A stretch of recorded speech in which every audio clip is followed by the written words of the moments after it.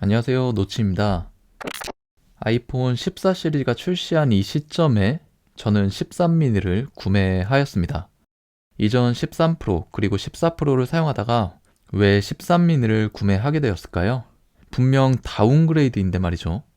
하지만 13 미니를 구매한 데는 여러 가지 이유가 있습니다. 그중 가장 큰 이유, 미니는 13 시리즈를 끝으로 단종되었기 때문입니다.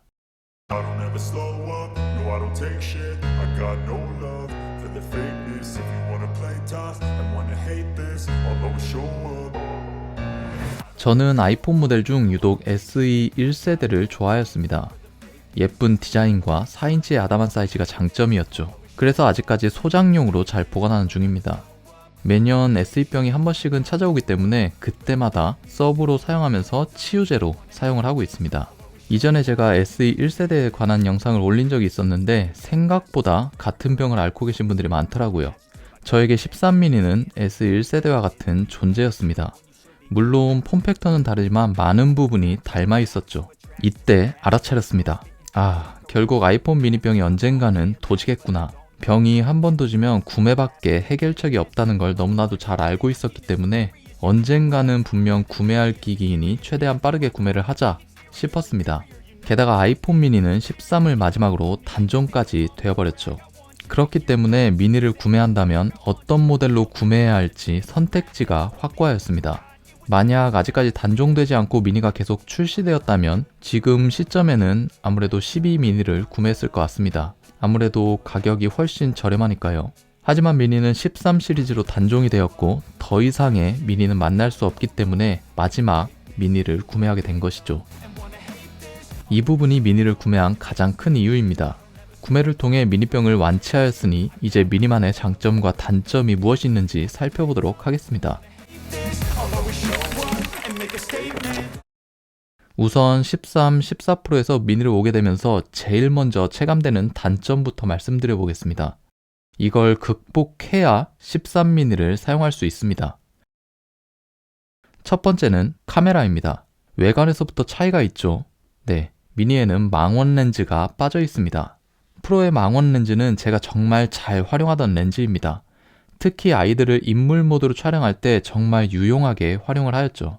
13 프로의 경우 인물 모드로 선택을 하면 망원 카메라로 변경이 되면서 3배 줌 그리고 77mm의 화각으로 형태가 바뀌게 되는 것이죠. 77mm의 화각은 인물을 촬영하는데 정말 최적화된 화각입니다. 그리고 뒷배경 아웃포커스도 훌륭하고 인물의 선회도도 뛰어났기 때문에 3개 렌즈 중 가장 좋아하는 렌즈가 바로 망원이었습니다. 하지만 미니에는 이 망원 렌즈가 빠져 있습니다. 물론 13 미니에서도 인물 모드 촬영은 가능합니다. 하지만 13 프로의 인물 모드와는 엄청난 차이점이 있죠. 13 미니는 광각 렌즈를 이용하여 인물 모드를 촬영하기 때문에 피사체의 집중도가 엄청나게 떨어집니다. 13 미니의 인물 모드에서 광활한 뒷배경이 보이시나요? 프로의 망원 카메라의 경우 화각이 좁기 때문에 인물에만 집중할 수 있다는 큰 장점이 있죠. 딱 보더라도 13 미니의 인물 모드보다 13 프로의 망원 렌즈를 사용한 인물 모드가 훨씬 더 인물에 대한 특징을 잘 나타내주고 있습니다. 제가 느끼기엔 13 미니는 인물 모드라기보다는 뒷배경을 날려주는 정도의 역할이라고 생각이 들었습니다. 제가 13 미니로 입문하고 나서 사진을 몇 번 찍어보니 단번에 느껴지는 단점이었습니다. 두 번째는 배터리입니다. 미니의 최대 단점이 드디어 나왔네요. 요즘은 스마트폰으로 엄청나게 많은 것, 아니 모든 것을 할 수 있는 시대라고 생각합니다. 쇼핑도 하고 SNS도 하며 영화, 유튜브, 전화, 문자, 메신저, 은행 업무, 중고거래 등등 자연스레 스마트폰을 사용하는 시간이 늘어갈 수밖에 없는 것이죠. 하지만 미니는 작은 사이즈로 인해 물리적인 배터리 용량이 작을 수밖에 없습니다. 아이폰 13 프로와 비교해 보았을 때 미니의 경우 딱 2배만큼 빨리 없어진다는 느낌을 받았습니다. 13 프로는 완충하게 되면 100%에서 90%까지 가는데도 꽤나 오래 걸린다는 느낌을 받았었는데 미니 같은 경우 잠시 만지다 보면 어느새 배터리가 80%대로 내려가 있더라고요. 13 미니의 배터리는 큰 단점이었습니다만 단점이 아니었습니다. 왜냐하면 저의 사용 패턴으로는 하루 동안 사용하더라도 충전이 필요 없었습니다. 단지 저녁에 일을 마치고 집으로 돌아왔을 때 남은 배터리의 잔량이 다를 뿐이었죠. 아이폰 13 프로의 경우 하루 일과를 마치고 집에 돌아왔을 때 50에서 60% 정도의 배터리 잔량이 남아 있었지만 13 미니의 경우 20에서 30%의 배터리 잔량이 남아 있었습니다. 이 때문에 배터리가 부족한 것이 단점이지만 저에게는 단점이 아니게 되는 이유였습니다. 작은 용량의 배터리가 단점이 되려면 중간에 꼭 한번 충전을 해줘야 한다거나 충전을 하지 않을 경우 하루 동안 사용할 수 없다라는 전제가 붙어야 한다고 생각하거든요. 하지만 전 배터리 충전 없이 13미니를 하루 종일 사용할 수 있는 패턴이었기 때문에 이 점이 크게 불만사항은 아니라고 판단했습니다. 오늘 역시 중간에 충전을 한 번도 해주지 않았지만 현재 시간 저녁 7시 정도 되었는데 배터리 잔량은 20%대였습니다. 세 번째는 120Hz 프로모션 디스플레이의 부재입니다. 애플의 금나누기 때문에 아이폰 13 미니와 일반 모델에는 120Hz 프로모션 디스플레이가 빠져버리고 말았습니다. 모든 사람들이 대부분 동의하실 겁니다. 120Hz의 역체감이 엄청 크다라는 말이 있습니다. 저 역시 120Hz를 사용하다가 60Hz를 사용하다 보니 역체감이 정말 심하였습니다. 하지만 그 기간이 단 하루였습니다. 사람은 적응의 동물이기 때문에 그런 것인지 저의 경우 하루 만에 적응이 되더라고요. 아무래도 작은 사이즈이기 때문에 동작하는 이 범위가 상대적으로 작기 때문에 더욱 역적응이 쉬웠던 것 같아요. 그리고 네 번째 단점은 뒷면이 유광 마감이기 때문에 지문이 너무 이거 말하다 보니 단점이 너무나도 많은데요. 여기서 단점은 그만하고 이제 장점에 대해 알아보도록 하겠습니다. 미니의 첫 번째 강력한 장점은 누가 뭐래도 휴대성이 좋다는 점입니다. 정말 말도 안 되는 휴대성이죠. 사이즈가 작기 때문에 주머니에도 쏙 들어가며 심지어 편안하게 활동이 가능하였습니다.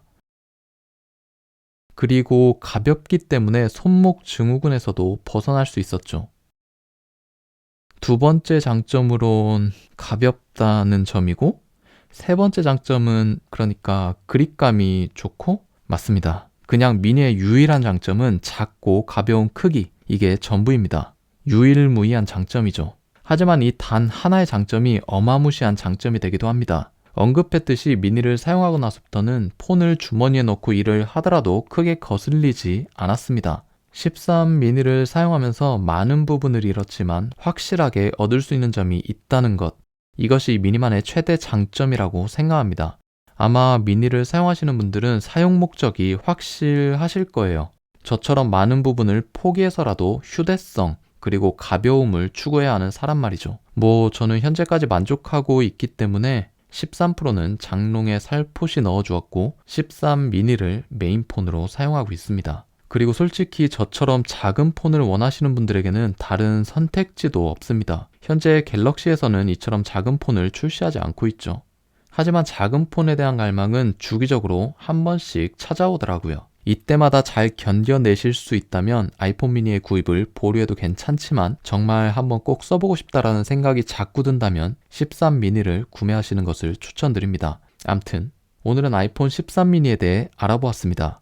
미니 같은 경우에는 특징이 너무 명확한 폰이기 때문에 며칠만 사용해보면 본인에게 어울리는 폰인지 아니면 방출해야 하는 폰인지 금방 판단이 되실 겁니다.